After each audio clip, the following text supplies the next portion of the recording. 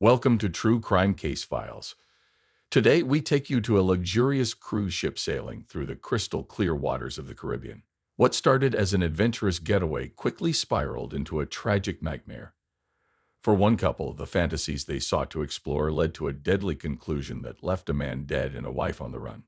Derek Orville, 45, was a well-known and successful realtor from Mankato, Minnesota, a town more famous for its cornfields and conservative values than for the kind of thrill-seeking that Derek openly craved. Outwardly, Derek was the perfect image of a charismatic, outgoing man who seemed to have it all. His confidence and charm made him a popular figure in his community, and his real estate business was thriving. He was known for his love of adventure and excitement, always the first to suggest a daring activity or exotic vacation. Derek's love for life's thrills, including those of a sexual kind, extended beyond his career and into his personal life, where he sought out experiences that pushed boundaries. This desire for excitement led Derek and his wife, Janice, to book a trip on an adults-only cruise through the Caribbean in April of 2015. This cruise, marketed as an exotic getaway for couples seeking to spice up their relationships, promised a week of sun, sea, and illicit sex. Derek saw it as the perfect opportunity to explore the more daring side of his sexual interests. Despite his adventurous nature, Derek's life wasn't without its darker sides. Friends described him as someone who could be controlling, particularly in his relationships. This side of Derek had surfaced more often in recent years, straining his marriage to Janice, a quiet and somewhat meek woman. Yet Derek remained determined to revive the spark in their relationship through illicit sexual practices such as swinging and wife swapping, believing that this cruise could be the answer to his marital problems. In the days leading up to their departure, Derek tried to force Janice to go on the cruise with him, in the belief that this trip would bring them closer together. He painted a picture of excitement and intimacy that he hoped would rekindle their romance. But behind his confident exterior, Derek was unaware of the storm brewing beneath the surface of his marriage. As the cruise approached, Derek's dreams were filled with visions of adventure and passion. He was ready to dive into the experience, never imagining that it would be the last adventure of his life. On the morning of April 14, 2015, at approximately 9 a.m., the housekeeper aboard the luxurious cruise ship made a grisly discovery. Her name was Luisa Palacio Ortiz, a 32-year-old woman from San Juan, Puerto Rico, who had been working on the ship for nearly 5 years. As she went about her usual routine, cleaning the cabins while most passengers were at breakfast, she approached cabin 827, the suite assigned to Derek and Janice Orville. When Luisa knocked on the door and received no answer, she assumed the couple had gone out for the day. Using her master key, she entered the room to begin her cleaning. Almost immediately, Luisa noticed something was wrong. The room was eerily quiet, and a strange, heavy smell lingered in the air. As she stepped further into the cabin, Luisa's eyes were drawn to the bed, where she saw Derek Orville's body. He was naked, lying face down on the bed, the mouth gagged and his hands bound to the bedpost with metal chains. A pillow was pressed tightly over his face, and there were no signs of movement. Shocked, Luisa froze for a moment, trying to process what she was seeing. Her heart raced, and she felt a wave of nausea. But years of working on the ship had taught her to stay calm in emergencies. Quickly, she backed out screaming of the room and ran down the hallway to the nearest phone. She dialed the ship's emergency number and reported what she had found. Within minutes, ship security arrived at the scene, and the area was cordoned off to prevent any passengers from entering. Luisa, visibly shaken, was taken to a private area where she was given water and comforted by a fellow crew member. She later told investigators that she had never seen anything like this before and hoped never to see it again. The discovery of Derek's body sent shockwaves through the ship. Spicy gossip spread quickly among the passengers, who had been enjoying a sunny day at sea, completely unaware of the dark turn the cruise had taken. Many gathered in small groups, whispering about what had happened, as the ship's crew and authorities prepared to handle the unfolding tragedy. Within an hour of the discovery, the ship's captain, Mark Reynolds, had alerted the local authorities at the nearest port, St. Thomas in the U.S. Virgin Islands. By 10:30 a.m. on April 14, 2015, a team of detectives from the Virgin Islands Police Department, led by Detective Samuel Torres, boarded the cruise ship. Torres, a seasoned investigator known for his sharp instincts and methodical approach, was accompanied by a forensic specialist and her assistant. The team moved quickly to secure the crime scene, taking every precaution to ensure that no evidence was contaminated. As Torres entered cabin 827, he was struck by the stark contrast between the luxury of the room and the brutal reality of the crime. The cabin, with its plush bedding, elegant furniture, and ocean views, was immaculately clean, too clean. The air was heavy with the scent of cleaning products, which suggested that the scene had been deliberately sanitized. Derek Orgel's naked body lay undisturbed on the bed, still bound with metal chains and gagged with a ball, a pillow pressed tightly against his nose. There were no signs of a struggle, no blood, and no obvious fingerprints, indicating that the killer had taken great care in covering their tracks. The medical examiner immediately began her examination of the body, noting the ligature marks on Derek's wrists and ankles. The chains were heavy and industrial looking, not something typically found on a cruise ship, raising suspicions that they had been brought on board specifically for this possibly sexual purpose. They also observed that Derek's lips were tinged blue, a clear sign of suffocation. The time of death was estimated to be around 2 a.m., based on the body's rigidity and temperature. Meanwhile, Torres meticulously searched the room for any additional clues. They used luminol to check for traces of blood, but the tests came back negative, further supporting the theory that the scene had been carefully cleaned. Torres also ordered a sweep of the cabin for any hair, fibers, or other forensic evidence that might have been overlooked. The detectives were puzzled by the lack of any clear evidence pointing to a suspect. Everything about the scene suggested a premeditated, calculated murder by someone who knew Derek's preferences and tendencies. As the investigation continued, the crew and passengers were questioned. Ship logs were reviewed to identify anyone who might have entered or exited the cabin during the night. But the initial search yielded few leads, leaving the detectives with more questions than answers. The team realized they were dealing with a highly skilled and possibly cold-blooded killer. The first person Detective Samuel Torres focused on was Janice Orville, Derek's wife of 20 years. Janice, 45, was a quiet, unassuming librarian from Mankato, Minnesota. She had always been the opposite of her outgoing husband.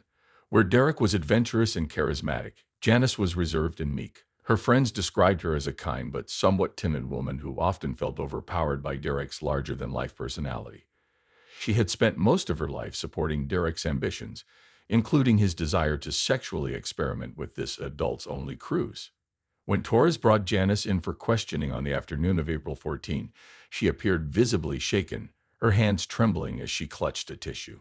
Janice was cooperative, but her demeanor was that of a woman who had been pushed to the brink.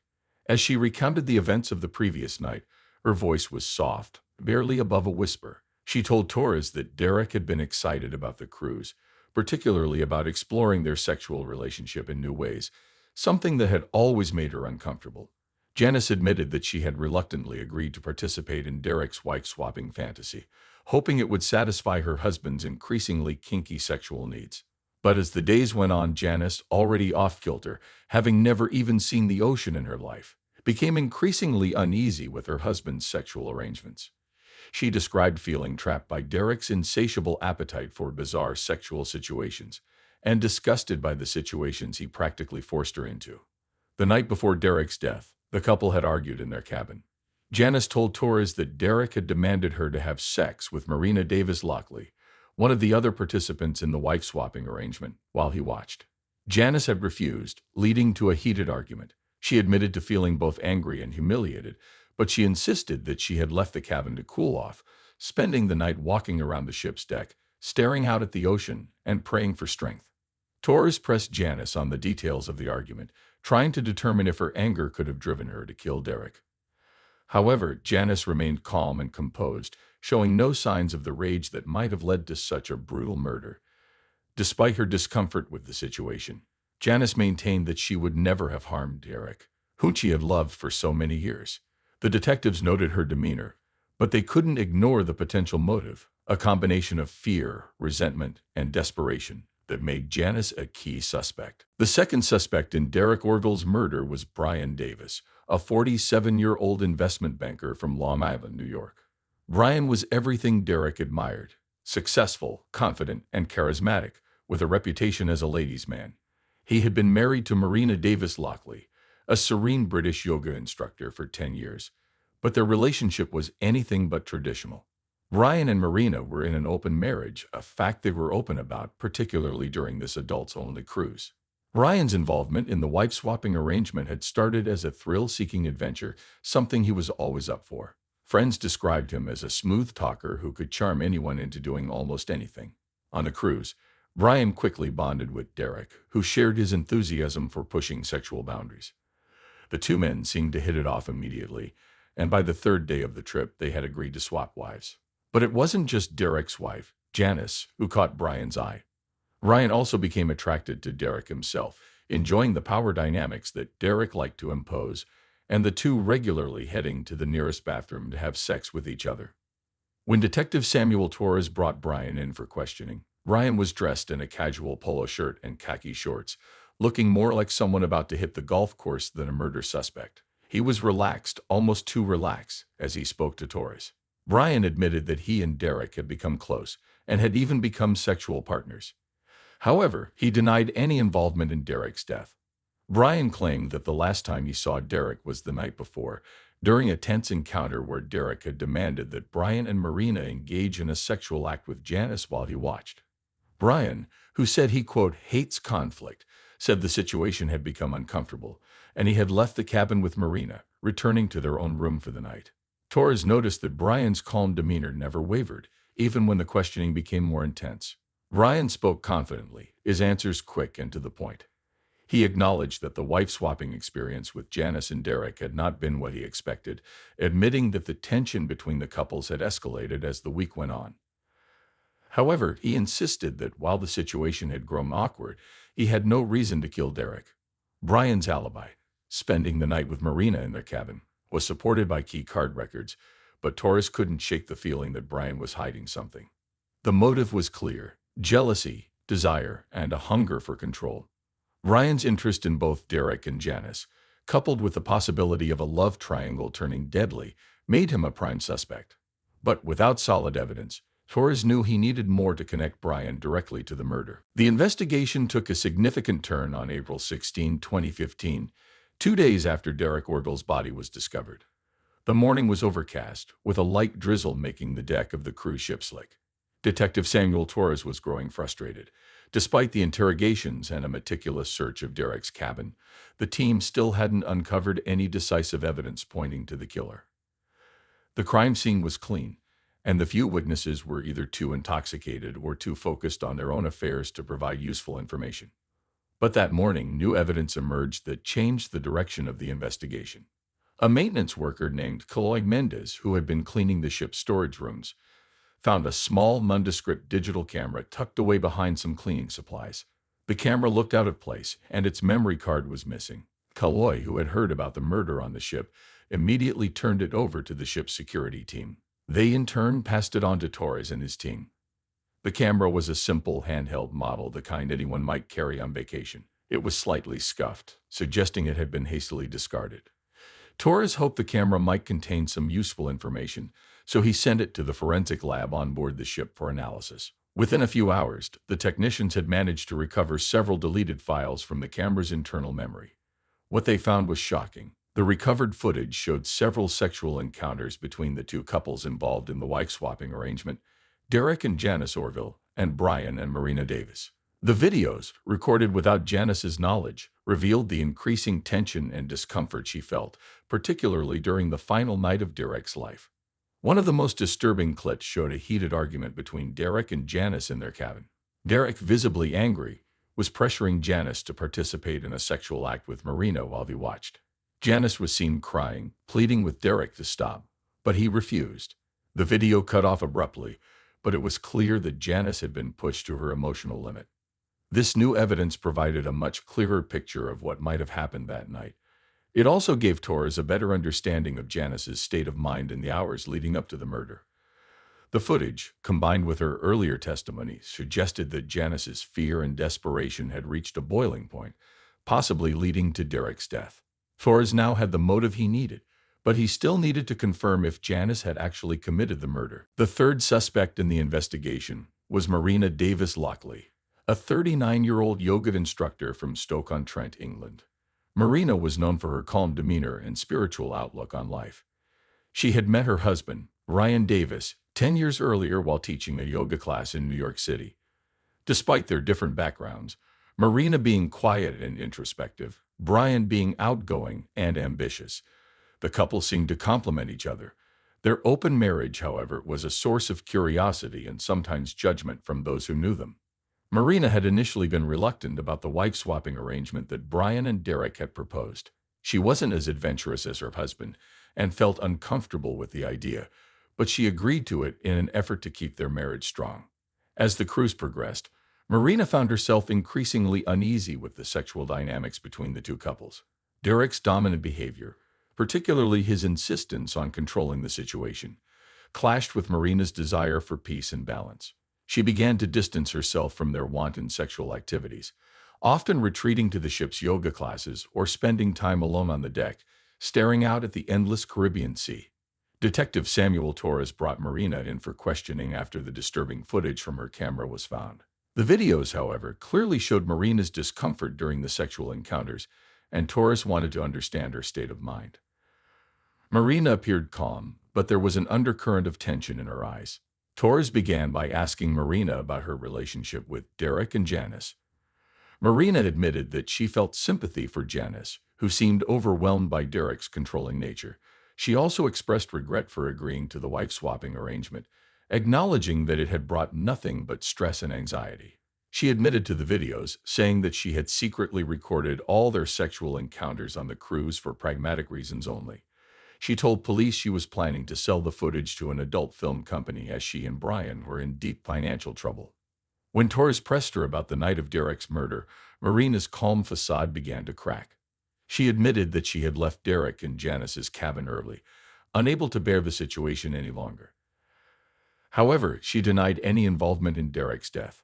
Torres noted that Marina's responses were measured but tinged with a quiet resolve. She seemed genuinely saddened by Derek's death, but also relieved that the ordeal was over. Despite her calm exterior, Torres couldn't help but wonder if Marina's desire to protect Janice had driven her to an extreme action. The possibility that Marina had acted out of a protective instinct, combined with her own discomfort, made her a serious suspect. However, without concrete evidence linking her directly to the crime, Torres knew he would have to dig deeper to find the truth. Hey, true crime case solvers interested in more real-life murder mysteries, be sure to like and subscribe to our channel. And do you have any thoughts about this case or have a case of your own you'd like us to investigate? Leave us a comment. Stay safe, true crime case solvers. The breakthrough in the investigation came on April 18, 2015, 4 days after Derek Orgel's body was found. Detective Samuel Torres had spent days reviewing the footage recovered from the hidden camera, piecing together the events leading up to Derek's murder. The evidence pointed to only one person who had the motive, opportunity, and means to carry out the crime: Janice Orville, Derek's wife. Janice, a 45-year-old librarian from Mankato, Minnesota, had been a quiet, supportive partner throughout their 20-year marriage. But the cruise had exposed the deep cracks in their relationship. Derek's domineering behavior and insistence on pushing Janice into increasingly uncomfortable sexual situations had taken a toll on her. The footage from the camera revealed Janice's growing distress, particularly during the final night of Derek's life. The video showed Derek demanding that Janice participate in a sexual act with Marina Davis while he watched, bound and gagged. Janice's tearful pleas for Derek to stop went unanswered, and the video cut off just as tensions reached a boiling point. Torres was convinced that Janice had snapped under the pressure, leading her to suffocate Derek with a pillow while he was helpless. On the morning of April 18th, Torres, along with 2 other officers, went to confront Janice in her cabin. The sun was just rising, casting a soft glow over the ship as it continued its journey through the Caribbean. Janice opened the door, her face pale and eyes red from days of sleeplessness. She knew why they were there. Torres informed Janice that she was under arrest for the murder of her husband. Janice didn't resist. Instead, she simply nodded, her hands trembling as she was handcuffed. She seemed resigned to her fate, as if the weight of the past week had finally crushed her spirit. As she was led away, other passengers watched in shocked silence, the reality of the situation sinking in. Back in Mankato, news of Janice's arrest spread quickly. The small town, where Derek had been a well-known realtor, was stunned. Friends and family struggled to reconcile the image of the quiet, unassuming librarian with the shocking crime she was accused of committing. Derek's parents were devastated. They had always seen Janice as the perfect wife for their son, and now they were grappling with the horror that she had taken his life. The arrest marked the beginning of a long legal process, but for Torres, it was the culmination of a tense and emotionally charged investigation. He had seen the toll the situation had taken on everyone involved.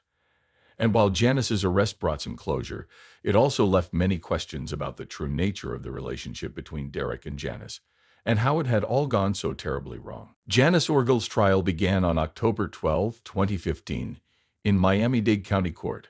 The courtroom was packed with reporters, curious onlookers, and the families of both Derek and Janice, all eager to see justice served. The prosecution, led by Assistant District Attorney Maria Paulina Sanchez, 38, was determined to paint Janice as a cold-blooded killer. Sanchez, known for her no-nonsense approach and sharp cross-examinations, argued that Janice had meticulously planned Derek's murder as a way to escape their failing marriage. She presented the hidden camera footage as key evidence, highlighting Janice's growing distress and the final confrontation on the night of the murder. Sanchez asserted that Janice had deliberately suffocated Derek, using the pillow as the murder weapon, in a premeditated act of violence. The defense, led by public defender Alan Goldstein, 52, painted a very different picture. Goldstein, a seasoned attorney known for his empathetic style, argued that Janice had acted in self-defense after years of psychological abuse. He described Derek as a controlling and manipulative husband who had forced Janice into humiliating situations. Goldstein claimed that Janice's actions were the result of a mental breakdown brought on by the extreme stress of the cruise and Derek's relentless pressure. Throughout the trial, Janice remained stoic, her eyes often downcast as she listened to the testimony. The Orville family sat in the front row, their grief palpable. Derek's mother, Linda Orville, broke down in tears several times, unable to comprehend how the woman she once considered a daughter could have killed her son. After 2 weeks of testimony, the jury deliberated for just 6 hours before returning with a verdict. On October 27, 2015, Janice Orville was found guilty of second-degree murder. The judge sentenced her to 50 years in prison without the possibility of parole. The verdict brought some closure to Derek's family, but it also left them with a deep sense of loss. They felt the sentence was too lenient, given the brutal nature of Derek's death. Janice's family, on the other hand, expressed relief that she had not been sentenced to life in prison, though they were devastated by the outcome. The trial had been a painful experience for everyone involved, leaving scars that would take years to heal. After the trial, the lives of everyone involved were irrevocably changed. Janice Orville began serving her 50-year sentence at the Lowell Correctional Institution, a women's prison in Ocala, Florida. Life behind bars was a harsh adjustment for Janice, who had spent most of her life in the quiet comfort of her Minnesota home. The once mousy librarian now faced a daily reality filled with strict routines, overcrowded cells, and limited contact with the outside world. She kept mostly to herself, spending her days reading and occasionally teaching other inmates how to read and write. Back in Mankato, Derek Orville's family struggled to move forward. His parents, Robert and Linda, were consumed by grief, unable to accept the loss of their only son. The house that once echoed with Derek's lively presence now felt unbearably empty. Robert, who had always been proud of Derek's achievements, became a shell of his former self, rarely leaving the house. Linda sought solace in her church community, finding comfort in prayer and the support of fellow parishioners, but the pain of losing Derek remained a constant companion. Ryan Davis and Marina Davis Lockley, the other couple involved in the wife-swapping arrangement, returned to Long Island after the trial. The scandal had destroyed their reputation and left their marriage in tatters. Ryan, once a successful investment banker, lost his job after the company learned about the trial and the secret recordings he had made. Marina, who had been a respected yoga instructor, found it impossible to continue teaching, as her clients abandoned her in the wake of the scandal. The couple eventually divorced, each trying to rebuild their lives separately. For the community of Mankato, the case served as a harsh reminder of how quickly life can change. The trial and its aftermath were the talk of the town for months, as people struggled to reconcile the Janice they knew with the woman convicted of such a horrific crime.